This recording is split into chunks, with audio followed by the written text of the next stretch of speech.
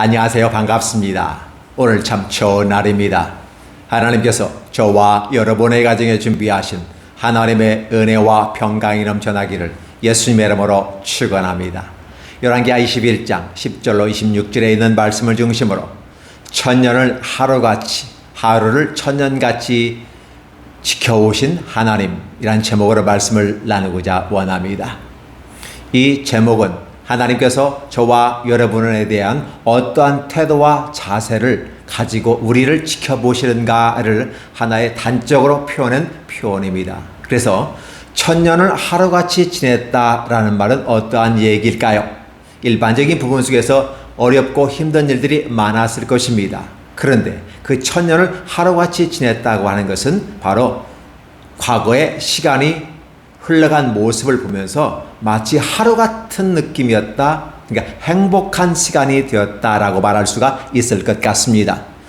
그런 사례를 바라보면 야곱이 라헬을 얻기 위해서 7년을 수고하였습니다. 아주 기쁘게 행복하게 하였습니다. 그리고 라헬을 아내로 맞으면서 그는 행복해야 했습니다. 알고 보니까 라헬이 아니라 레아였습니다. 그래서 때로 장인에게 찾아가서 일이 어쩐 일임이니까 라고 말하면서 항의를 하였더니 그러면 내 동생 라헬도 다시 줄 테니까 7년을 더 수고해라 라고 했습니다. 어찌합니까? 이미 지나간 건데. 그래서 야곱이 라헬을 얻기 위해서 또 7년을 도합 14년을 행복하게 지냈는데 마치 수일처럼 여겼다라는 말을 합니다. 그러니까 내가 사랑하는 라헬을 얻기 위해서 겪는 아픔과 고통들, 추위, 더위, 고통스러운 것들 이런 것들이 그의 앞길에 장애가 되지 않았음을 표현하는 것입니다. 따라서 하나님께서 우리를 천년을 하루같이 지켜보았다라는 말은 우리를 바라보면서 하나님은 얼마나 행복하셨을까를 봅니다. 도대체 어떠한 모습 가운데서 그렇게 여겼을까요? 야곱 같으면 내가 보기에 예쁘고 아리따웠고 그래서 그 여인을 얻기 위해서 그렇게 수일을 하루같이 지냈는데 하나님은 우리를 바라보면서 어떠한 모습을 보고 천년을 하루같이 지냈을까?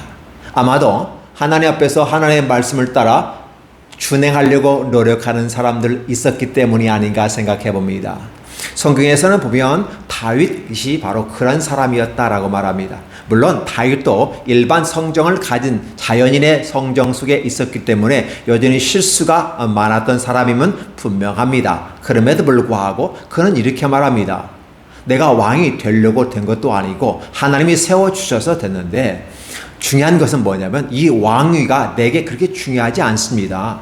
사실 중요하지 않아서 중요하지 않다고 말하는 것이 아니라 중요한 것은 분명한 사실인데 중요한 것은 하나님이 내게 더 소중하다는 사실을 얘기합니다. 그러니까 하나님께서 주의 성신을 내게서 떠나가게 하지 마시고 차라리 저에게 왕위를 내달라면 왕위를 내어주고 모든 것 다 내려놓을 테니까 하나님만은 내게서 떠나가지 말아 주십시오 라고 하는 부분입니다. 근데 여러 왕들과 비교해 볼 때 다른 왕들은 어떠한 모습이었습니까? 소위 악한 왕들이라고 표현한 그들의 표현을 보면 자기의 왕권 강화와 그 나라의 능력을 유지하고 존재를 위해서 여호와를 버리고 우상 숭배하는 자들이 많았다라는 사실입니다. 그런데 다윗은 거꾸로 왕위를 내어놓을 테니까 차라리 나 하나님하고 못 바꾸어요 라는 생각을 갖게 되죠. 아마도 하나님은 이러한 모습이 다윗이 굉장히 예뻐 보였을 것 같습니다. 그 마음을 시원하게 하는 그래서 하나님의 빛을 따라서 산 사람들 중에 이 다윗이 들어가지 않나 싶습니다. 하나님은 다윗을 볼 때 아픔도 있었지만 여전히 희망이 있구나. 다윗을 통해서 희망을 보았고 그 다윗을 통해서 메시아의 계보가 이어지게 하는 하나님의 경륜을 살펴볼 때 하나님은 천년을 하루같이 다윗을 보면 그렇게 지낼 수 있었겠구나라는 생각해 봅니다. 반대로 하루를 천년같이 지낸다는 말은 무슨 말일까요? 하루를 천년같이 지낸다. 하루를 지냈는데 마치 천년을 지낸 것처럼 힘들고 어려웠다. 우리가 삶의 현장 속에서 지치고 고나고 파김치가 된 상태에서 와, 오늘은 마치 한 달을 산 것 같고 오늘은 1년을 산 것 같아 라는 느낌을 이야기할 때 있습니다. 그만큼 힘들고 어려웠다는 것을 단적으로 표현하는 것입니다. 어떠한 모습일까요? 하나님은 오늘 성경 본문에 므낫세와 아몬이 나오는데 이 므낫세와 아몬을 바라보면서 어떠한 생각이 들었을까? 바로 하루가 천년 같았다라는 표현을 쓰지 않을까요? 또 아울러 북이스라엘의 그 모습 가운데 아합, 오므리 왕가의 두 번째 왕 아합, 그 치정, 그 치리 속에서 얼마만큼 우상숭배가 심했고 하나님의 종들을 죽였고 이러한 것들이 심각한 상태에 빠지게 됐을 때 하나님은 그 시절을, 그래서 때로는 3년 반 동안 비가 오지 않아 기근이 심하여서 왕조차 물의 근원을 찾아 나갔을 정도로 심각했다라는 표현은 달리 말하면 하나님은 영적으로 보았을 때 이스라엘이 바로 그런 상태가 아닌가라는 생각을 해보면서 3년 반이 이스라엘도 힘들었지만 하나님도 무척이나 힘들었었겠구나라는 생각을 해보게 됩니다. 오늘 므낫세 마찬가지 55년 그리고 그 아들 2년 아몬 총 57년의 두 왕 부자가 지나가는 동안에 하나님은 55년이 아니라 5,000년을 넘게 시간이 흐른 것 같은 그런 느낌을 가지고 있었다는 표현을 해볼 수가 있습니다. 하나님은 우리에게 놀라운 축복과 은혜를 주시기를 원하십니다. 그러니까 하나님께서는 축복과 은혜를 주시는데 천년이 하루같이 지나게 하는 기쁨의 아름다운 모습도 하나님 앞에 보였거니와 또 하루를 천년같이 지나는 힘겨움도 있었다. 그러니까 하나님도 인간의 삶을 살아가는 그런 모습을 친히 겪고 있었다라는 사실입니다. 우리 하나님 얼마나 좋으신지 사실 우리들이 함께 이야기할 때 마음이 통한다, 소통한다는 건 무엇일까요? 같은 동병상련이라고 할까요? 같은 병을 가진 사람이 같은 연민의 정을 가진다라는 이 표현을 쓰게 됩니다. 맞죠? 자, 그래서 이러한 모습을 하나님이 인간을 이해할 수 있는 여러 가지 있고 있어요. 천년을 하루를 천년같이 하나님은 지켜오셨다, 인내하셨다. 근데 그 인내가 하나님은 참고 견뎠다라는 말을 쓴다면 하나님 무척 힘든 것을 강조하게 되는 것이고, 그 내용을 쓰면서 하나님 우리에게 기회를 주시는 하나님이다라고 했을 때는 어떻게? 하나님은 소망을 갖고 기다리시는 분으로 보여질 수 있습니다. 이래서 우리는 하나님이 좋습니다. 만약에 하나님이 인간처럼 당장 달면 삼키고 쓰면 뱉어버리는 그러한 존재라면 아마 우리가 현재 존재하지 않았을 것입니다. 하나님은 모든 인류, 특별히 처음 사람을 만들었을 때 그런 아담이라고 만들었습니다. 그런 사람이라고 해서 man이라는 단어를 붙여주었습니다. 그리고 그 man에게서 woman, 즉 여성이 탄생되는 것이죠. 따라서 사람이라는 단어에 man을 쓰지만 인류라는 말을 쓸 때도 man을 쓰게 되는 것이죠. 자, 죄를 지은 아담과 하와가 에덴 동산에서 쫓겨났을 때 그들에게는 희망이 있었을까요? 없었을까요? 아마도 그들은 절망이었을 것입니다. 노동 수고하지 아니하고도 얼마든지 선악을 알게 하는 나무 외 영생을 할 수 있는 그런 선악 아주 생명실과를 얼마든지 먹고 살았습니다. 그런데 나와 보니까 어떻게 합니까? 이제는 내 이마에 땀이 흘려야 되는 고통이 따라오게 되고, 여자는 해산의 수고를 통해서 이 아픔의 모습을 통해서 그러면서 말하기를 여인은 남자를 범죄케 하였으므로 남자가 너를 다스리는 건 마땅하다, 이런 어떤 질서를 주시면서 내어 쫓아버렸습니다. 그런데 하나님께서 내어 쫓았을 때 그냥 나가서 죽어 라고 하는 게 아니라 이미 하나님과 단절된 상태에서 육체만 살아있고, 그러니까 육체만 살았다는 개념은 결국은 인간은 죽는다는 개념을 갖고 있는 것이죠. 그 때문에 인간이 죽어버리면 끝나버립니다. 그래서 인간이 죽지 않고 계속하는 방법은 무엇일까 생각해 보니까 여인이 애를 낳는 겁니다. 남자는 수고하고 여인은 애를 낳는 거예요. 그래서 수고라는 개념을 볼 때 남자는 이마에 땀이 흘리게끔 노동을 하는 게 수고하는 것이고, 여성은 바로 아이를 놓는 것을 수고, 노동이라고 표현할 수가 있는 거죠. 이 둘이 잘 맞아 떨어지면 어떠한 현상이 나타날까요? 하나님과 영원히 단절돼 버린 상태에서 죽어버린다면 끝나는데, 아담과 하와가 합해서 아이를 낳게 되고 아담과 하와의 2세를 낳고 아담과 하와의 3세를 낳고 4세를 낳고 그래서 인류가 계속 이어져 가면서 무슨 끈을 갖고 갑니까? 육체의 끈을 갖고 가면서 여전히 인류가 존속되더라는 것입니다. 그 존속되는 가운데 결국 그들의 영혼은 하나님과 단절된 상태에 있기 때문에 그래도 절망이지만 그 절망 속에서 희망을 하나님은 주시는데 그 희망이 바로 뭐냐? 살아남아라. 열심히 수고하고 노력해서 육체를 위해서 살아있는 동안 먹고 마시고 생산력을 가지고 여인은 아이를 놓아서 생산성에서 다음 세대를 이어가라. 언제까지 그 수고와 노력을 해야 할까요? 그래서 아담과 하와는 배꼽이 있을까요? 없을까요? 하나님이 창조하셨으니까 배꼽을 만드셨을까? 안 만드셨을까? 저는 개인적으로 생물학적인 차원에서는 아담과 하와가 배꼽이 없다고 보는 겁니다. 근데 하나님은 배꼽을 만들었다고 생각해 볼 수도 있습니다. 왜냐하면 생산력을 통해서 어떠한 과정 속에서 인간의 모습이 형성되는 걸 아시는 하나님께서 아마도 아담과 하와에게 배꼽을 만들었을 거다. 저는 그렇게 주장하고 싶어요. 알고 계셨던 하나님이에요. 그렇죠? 근데 배꼽을 가진다는 개념은 부모로부터 영양 공급을 받아서 탯줄이 연결되어서 아이가 모태의 그 아기 주머니에서 잘 자라가는 과정 속에 있었기 때문에 그렇습니다. 그래서 그 탯줄을 끊고 비로소 사람이 되어지고 비로소 이제 기능한 사람으로 사회인이 되는 거 아니겠습니까? 그래서 인류는 유지되고 존속되더라는 것입니다. 요게 오늘 저와 여러분들이 포인트를 봐야 되는 상황입니다. 하나님의 관점은 어디를 보는가? 하나님은 인간을 판단함에 있어서 거시적인 관점을 가지고 바라볼 때 오늘 인류, 아담, 인류, 사람 이렇게 보는 것이죠. 근데 미시적인 관점에 보면 아담과 하와라고 하는 부분으로 구별이 되는 것이죠. 그럼 하나님은 지금 오늘 미시적인 관점에서 므낫세와 아몬의 죄에 대해서 얘기합니다.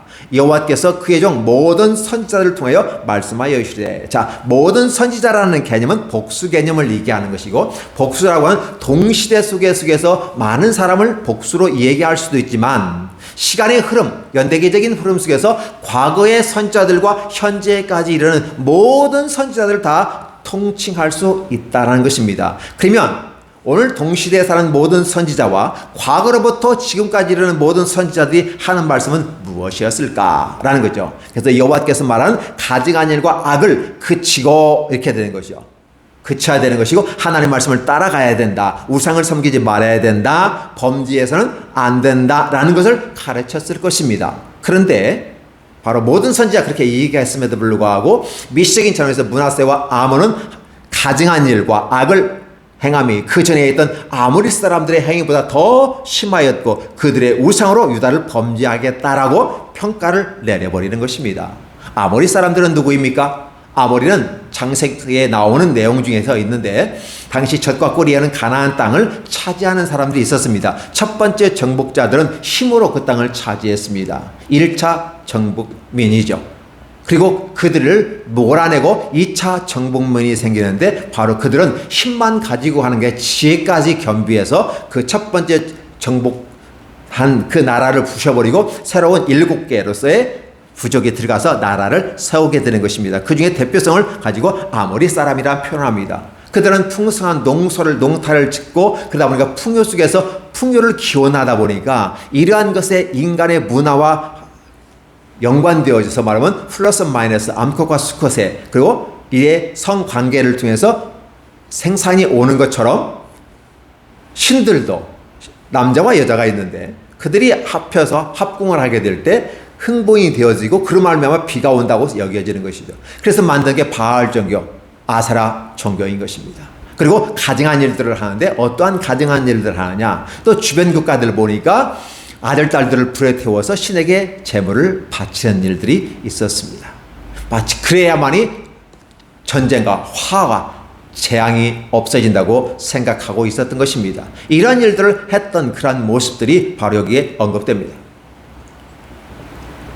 미시적인 차원에서는 지금 므낫세와 아몬을 징치하고 있고 하나님의 판단 근거를 갖고 있어요. 근데 그 판단의 근거는 때와 시대가 다르면 달라지는가요? 아닙니다. 하나님은 과거에 출애굽을 당시로부터 시작해서 선민을 얘기하고 이스라엘을 얘기합니다. 그리고 그걸 유태인으로서 현재까지 이어져 하면서 하나님은 다시 작은 민족인 이스라엘 사람을 택하셔서 온 세계에 대해서 하나님의 자신의 뜻을 밝히시는 분이세요. 그래서 이제 야곱이 애굽으로 내려가게 되고, 물론 그 전에 요셉을 통해서 미리 사전 준비해서 요셉이 터를 잡고 그 터를 잡은 그 터전 위에 야곱이 가서 함께 430년 동안 살고, 430년 동안 살면서 한 75명이 200만이 되는 엄청난 수로 불려서 나옵니다. 자, 그럴 때 바로 애굽을 탈출해 나왔을 때 나올 수 없는 상황이잖아요. 그들은 노예 신분으로 전락해버렸거든요. 엄청난 경제적 효과를 가져오는 사람들이에요. 당연히 애굽 왕은 손 놓을 수가 없겠죠. 내가 왜 놔? 이걸 놓는 순간 애굽에는 경제적으로 큰 타격이 오는데 놓을 수가 없는 겁니다.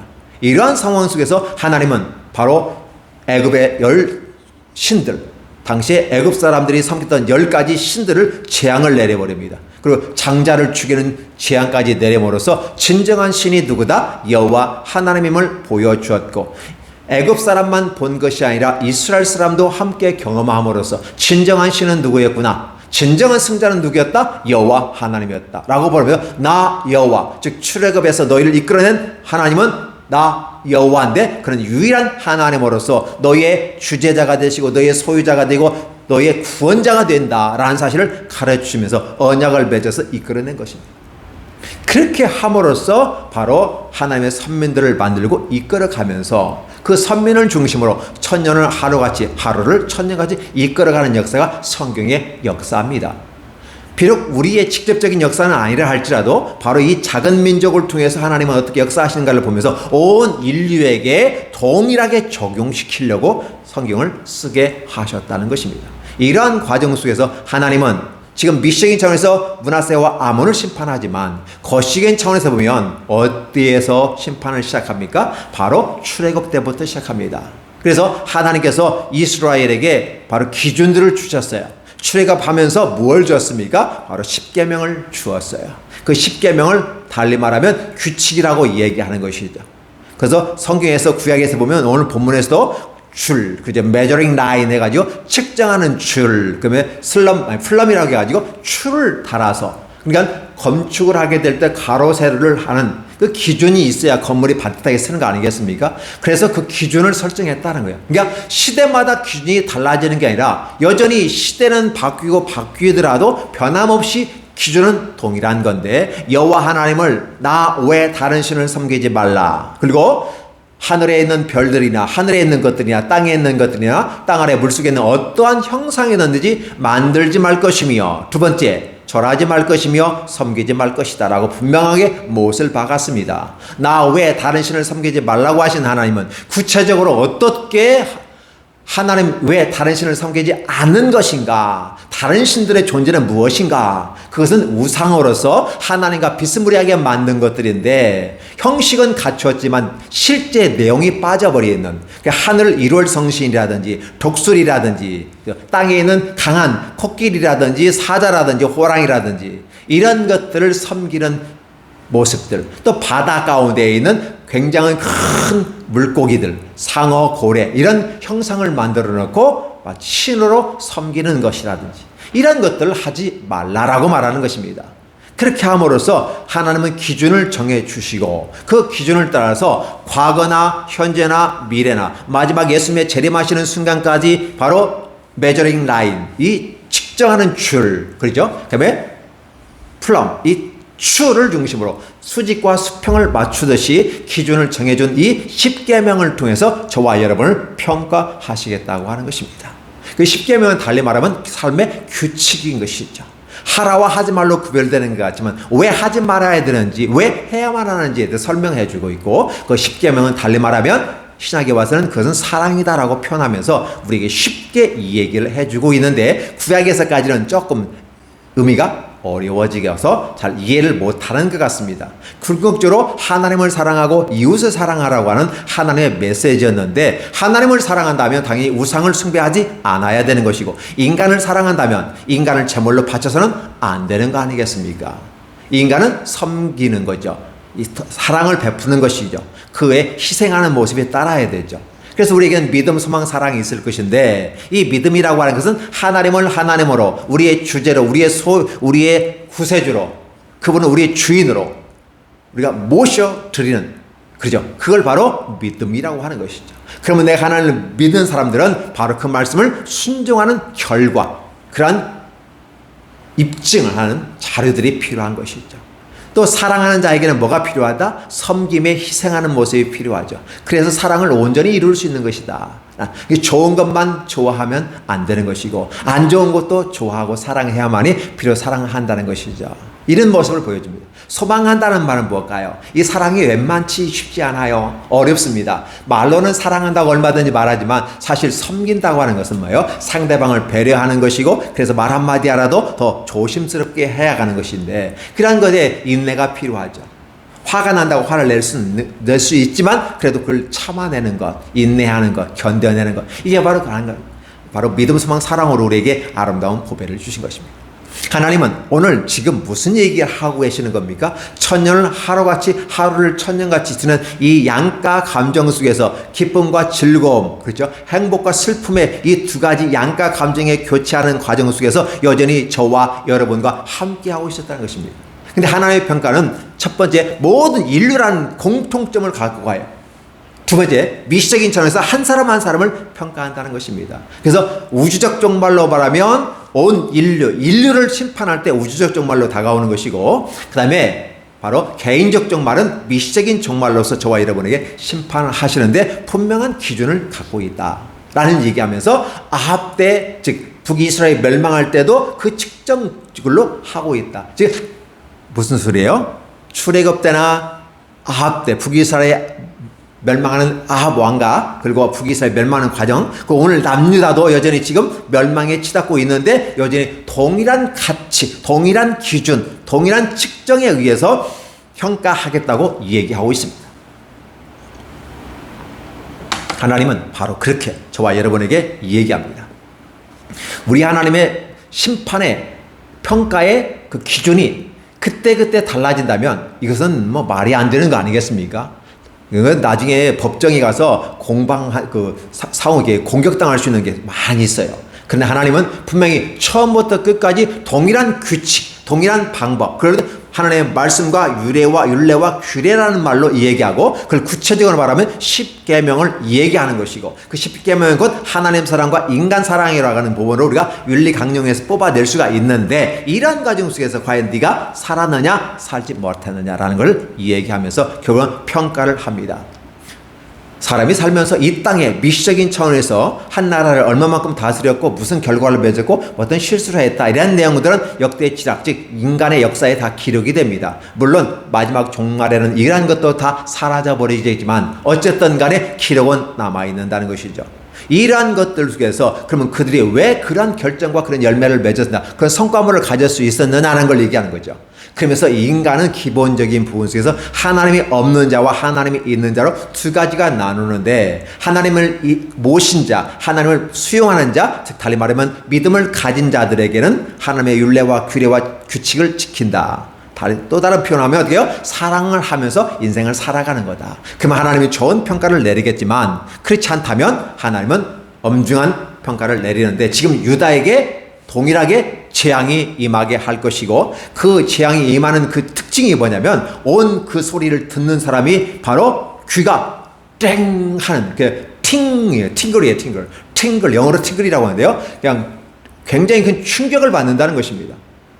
어떻게 메시아 국가를 상징하고 메시아가 와야 될 이 나라가 멸망할 수 있단 말인가? 북이스라엘 멸망까지는 얘기하겠는데 어떻게 남아있는 렘넌트들인 이 남유다까지 멸망해버리는가라는 사실을 얘기함으로써 하나님은 선민을 구원하고 이끌어가는 하나님이시지만 그러나 그 선민 전체가 다 구원에 이르지는 않는다는 사실을 얘기하면서 역사의 흐름 속에서 하나님은 우리를 걸러내시고 계시다는 사실을 분명하게 이야기합니다.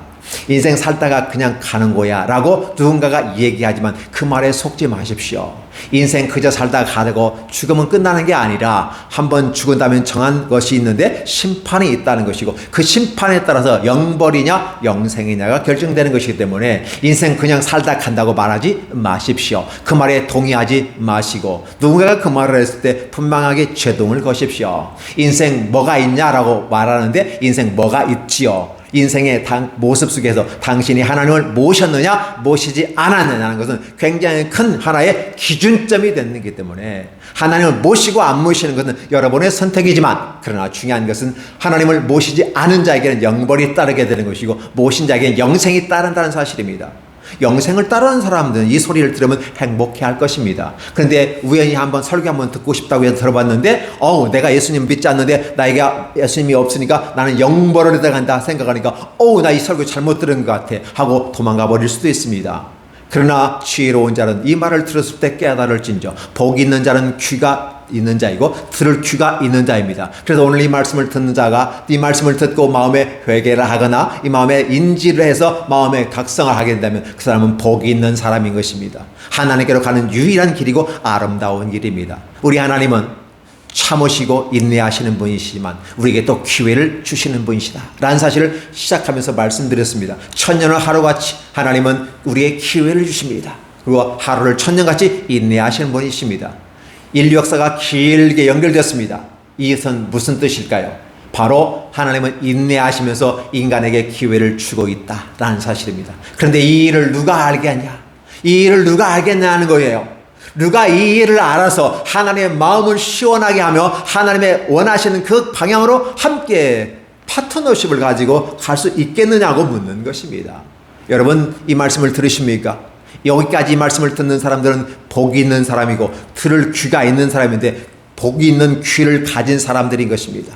이 말씀을 듣고 여러분이 여호와께로 나오시고 함께 예배하십시오. 코로나19로 말미암아 하나님을 떠났습니까? 예배를 떠났습니까? 당연히 이제 밴드나 유튜브로 말미암아 여러 가지 방식으로 비대면의 예배를 드릴 수는 있겠으나, 그러나 웬만하면 교회에 나와서 함께 예배를 드리십시오. 하나님을 만나십시오. 소통하십시오. 여러분의 안에는 등불이 켜지게 하십시오. 여러분 안에 속에 있는 등불이 켜지면 여러분 안에 있는 숨겨진 것들이 바라보게 될 것이고 좋은 것과 나쁜 것이 구별이 될 것입니다. 어둡다면, 빛이 없다면 여러분들은 좋은 것과 나쁜 걸 구별할 수 없습니다. 선한 것과 악한 걸 구별할 수 없습니다. 유익한 것과 무익한 것을 구별할 수가 없습니다. 그러나 지혜의 영이 오셔서 밝은 조명을 해주시면 여러분의 마음이 환하게 될 것이고 생각이 밝아질 것입니다. 그리고 분명한 길을 갈게 될 것입니다. 그게 하나님이 주신 지혜의 선물입니다.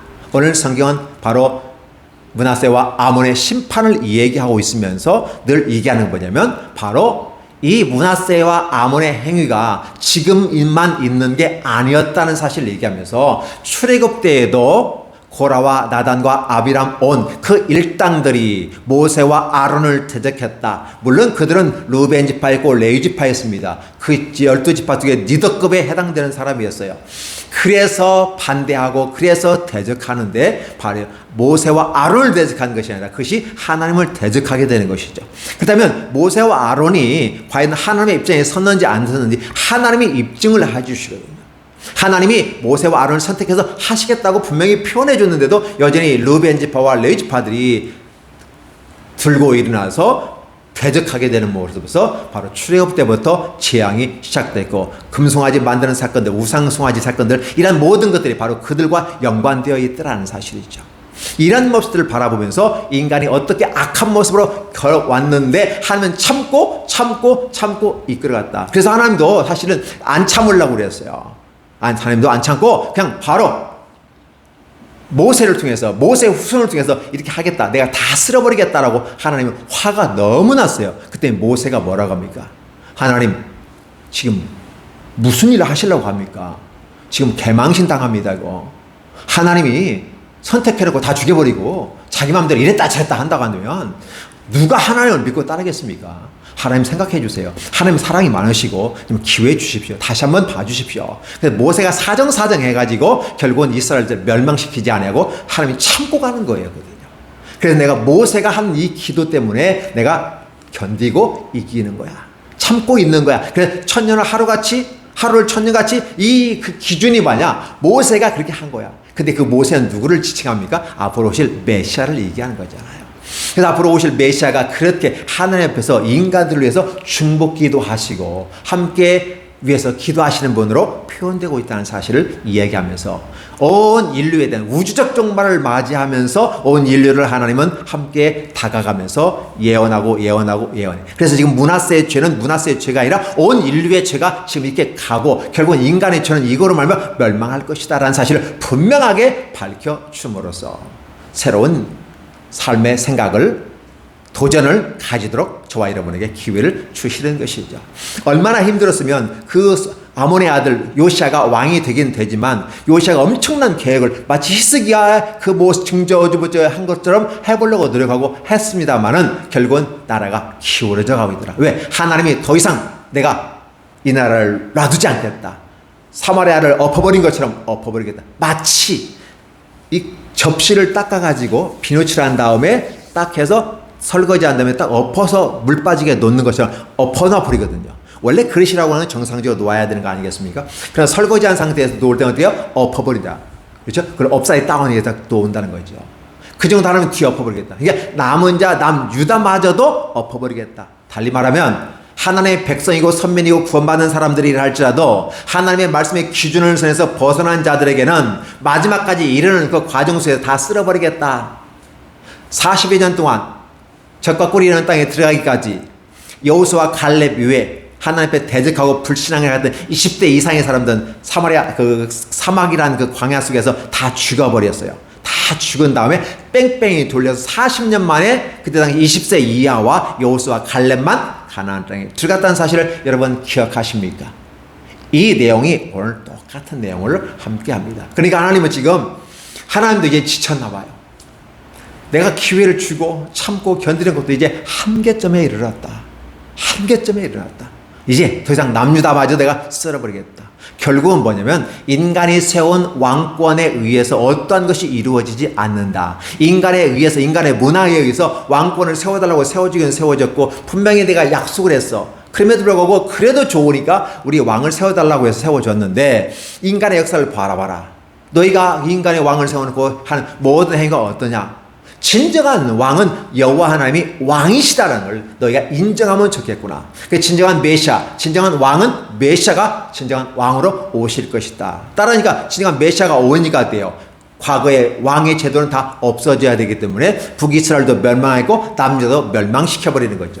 이게 진정한 왕, 인간이 만든 왕은 왕이 아니라 바로 어떻게 돼요? 하나님이 보내신 멜기세덱의 반차를 뜯던 옷은 메시아이신 이 예수님께서 바로 진정한 왕이심을 표현하는 것이죠. 그래서 이제는 남유다라고 하는 하나의 나라가 아니라 예수님을 중심으로 한 새로운 나라가 펼쳐지는데 그 새로운 나라가 어떠냐? 진리와 자유가 있는 나라다. 생명이 있는 나라다. 예수님을 메시아로 구세주로 함께 선포하는 나라다. 그래서 새로운 시대에 그래서 제사를 드리는 게 아니라 예배를 드리는 모습. 인간의 왕을 섬기는 것이 아니라 멜기세덱의 반차를 딴 바로 하나님의 아들 독생자, 하나님이 보내신 자 예수 그리스도를 섬기는 것이 진정한 예배다라고 말하면서 오늘 저와 여러분들에게 길을 열어 주시는 것입니다. 다시 한번 말합니다. 하나님은 어떤 분이시다? 하루를 천년같이 참고 견디는 분으로다. 고통을 다 겪으신 분이다. 그러나 천년을 하루같이 즐겁게 우리를 바라보고 계신다. 자, 하나님은 우리를 즐겁게 바라볼 때 어떤 모습을 바라볼까? 희망찬 모습으로 하나님의 나라에 들어가고 하나님의 마음을 시원하게 하는 사람을 보면서 행복해야 하지 않을까요? 그러나 아직도 돌아오지 않는 자를 위해서 하나님은 고통스럽게 참고 견디고 악을 행하는 사람이 언제나 저 아들 딸들이 돌아올까 기다리면서 여전히 문 열어놓고 기다리는 아버지의 심정을 그대로 표현해 주고 있는 거죠. 역사라고 하는 이 한 장면을 저와 여러분에게 툭 던져놓고 바라보면서 우리가 생각해야 될 게 바로 아버지의 마음은 어떨까? 아버지의 마음은 바로 기회 속에서 기뻐하며 좋은 소식이 있기를 간절히 그 아들들이 돌아왔다는 그 소식을 바라보면서 귀가 쫑긋 하나님도 그 아들 딸들이 돌아오는 것에 대한 게 팅글 충격을 받을 정도로 하나님 돌아왔단 말이야? 그러면서 막 기뻐하는 이러한 모습이 있는 반면 여전히 돌아오지 않는 자들, 그런 자들에게 하나님의 진노의 재앙이 임할 때 그들이 들었을 때 여전히 바로 그들도 충격, 팅글, 그죠? 팅하는 그런 울리리라 라는 표현을 쓰게 됨으로써 하나님은 저와 여러분들에게 선택에 다시 한번 기회를 줍니다. 이 정도로 내가 얘기했으면 이제는 알아서 해야 하지 않을까? 어떻게 알아서 할 것인가? 자, 간단하다. 하나님을 너의 마음속에 아버지로 모셔라. 너의 주제이시고 너의 주인이시고 그렇죠? 우리의 구세주님을 모셔드려라. 그러면 네 안에 바로 성령의 영이 임하셔서 조명을 해주실 것인데 너의 인생이 환하게 비칠 것이다. 만약에 네가 그래도 하나님을 영접하지 않고 하나님을 모시지 않는다면 너는 어두움 가운데 다니게 될 거고 너는 좌충우돌 하면서 무엇이 진리고 무엇이 거짓인지 무엇이 선이고 무엇이 악인지 어떤 것이 유익하고 유익하지 않은지 모르고 그저 무조건 다고 쌓고 나만을 위한 삶을 살아간다면 너는 여전히 문하세와 같은 삶을 살 수밖에 없지 않겠냐 라는 말을 오늘 저와 여러분에게 해주시는 이 말씀을 통해서 여러분이 좋은 선택 하셨으면 좋겠습니다. 주께서 말씀하십니다.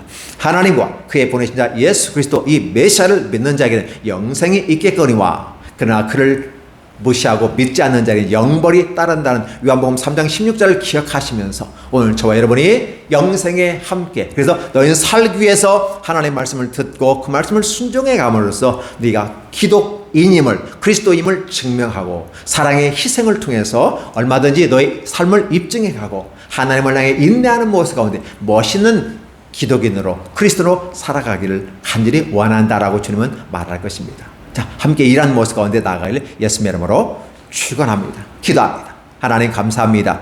우리에게 귀한 말씀을 주셨습니다. 이 말씀을 듣고 거부하지 않게 하시고 수용하게 하시고 하나님을 모셔드리는 아름다운 복이 일어나게 도와주옵소서. 많은 생명들이 이 말씀을 듣고 새롭게 살아나며 주님께 영광 돌리는 삶이 되도록 하나님 축복해 주시옵소서. 다 주님 안에 천년을 하루같이 기뻐하며 기다리는 우리 주님의 품 안에 안기게 하여 주시옵소서. 예수님의 이름으로 축복하며 기도하옵나이다. 아멘.